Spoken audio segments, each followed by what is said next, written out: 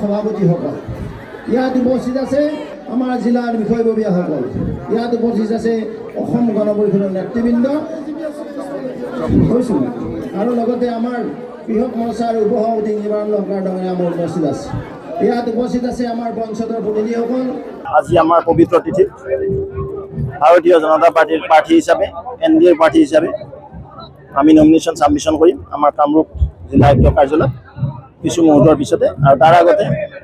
আমি ৰঙিয়া শিৱ মন্দিৰত আশীৰ্বাদ ল'লোঁ লগতে আমাৰ উপ্পাৰ দুৰ্গা পূজা সমিতিৰ আশীৰ্বাদ ল'লোঁ আৰু আমাৰ সন্মানীয় ৰাইজ শুভাকাংক্ষী ভাৰতীয় জনতা পাৰ্টিৰ কাৰ্যকৰ্তা বন্ধু বাইদেউ NDA নেতৃত্ব অসম গণ পৰিষদৰ নেতৃবৃন্দৰ আশীৰ্বাদ লৈ এই যাত্ৰা আৰম্ভ কৰিছোঁ তৃতীয়বাৰৰ কাৰণে ভাৰতীয় জনতা পাৰ্টিৰ প্ৰাৰ্থী হিচাপে NDA প্ৰাৰ্থী হিচাপে আমি বহুমতত এই সমষ্টিৰ পৰা নিৰ্বাচিত হৈ আকৌ এই সমষ্টিক সেৱা দিবলৈ সক্ষম হ'ম এই প্ৰাৰ্থনা জনাই আগবাঢ়িছোঁ